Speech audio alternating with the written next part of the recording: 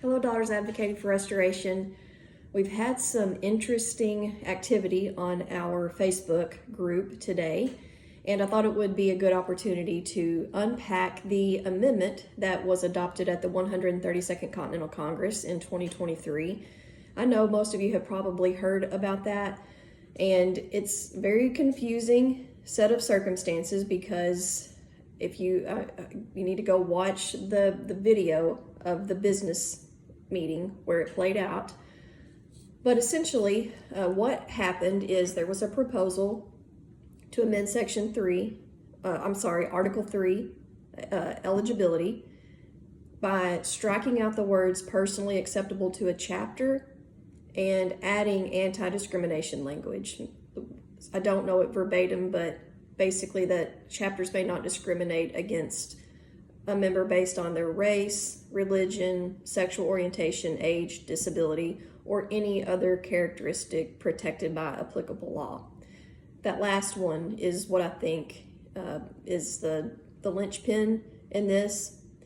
But why it's so confusing is during the debate, there was a young lady, I assume she's young, she sounded young, I didn't see her.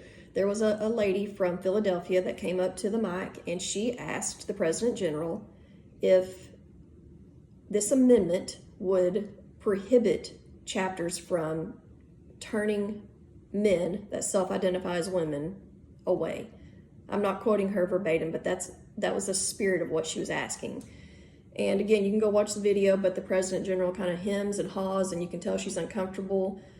But she basically, in the end, she says that if a man tries to apply to your chapter and he brings a state certified birth certificate that says he's a female, you cannot turn him away. Otherwise, it is discrimination. Okay. So there's that. So then after it's adopted and members slowly start to find out about it and then find out that there are men who are members, they put this together that this is likely why.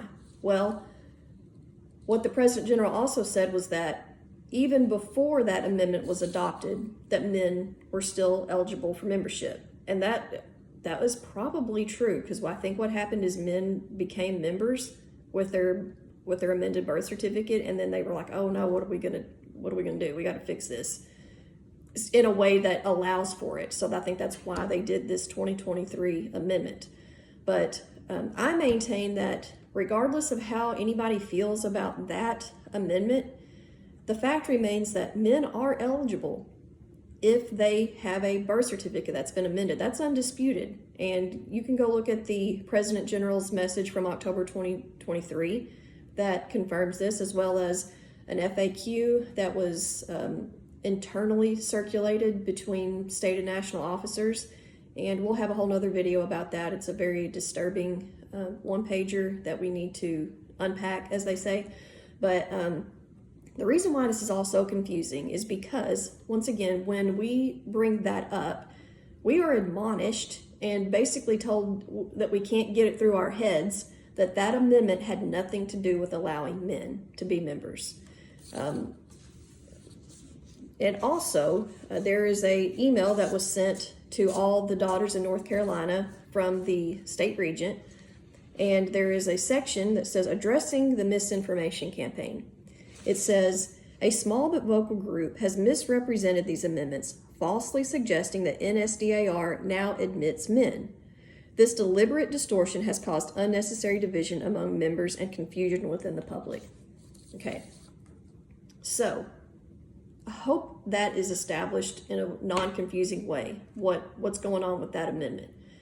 So today on the Facebook group, the newly appointed chair of the National Conservation Committee, which is ironic because that's what we're trying to do, is conserve the DAR, started a little mini debate, and she and I were respectfully commenting back and forth, and I just told her that we are open to debate, collaboration. We want a open and transparent vote at Continental Congress on this issue with no fear of losing our tax status. We've we've established that that is not going to happen. And we can go into that too later. We'll do a whole other video about that. But the reason why this is interesting is because this lady said that there was an open and transparent debate. And that's what we get a lot. In reference to the 132nd Continental Congress and the amendment that was adopted there, that's what she was referring to. And she not only commented it to me, it was in several other comments on other posts. So you can understand why we're all so confused. We talk about the fact that there are men in the DAR. We are told that the amendment that was adopted at the 132nd Continental Congress had nothing to do with it. But then when we ask, okay, when we can see that and say, okay, then let's have a vote on that. Let's make sure members know what we're voting on, that they understand that men are eligible right now if they have a state certified birth certificate. Let's let them know that. Let's let them know they have an option to change that. We can amend our bylaws to say what we want them to say, to who we want to be eligible for membership. We have that right. Let's do that. Let's have a vote on it. When we say that, then they were told, oh no, that's settled. That's already done deal. We've already dealt with that at the 132nd Continental Congress. So they try to have it both ways.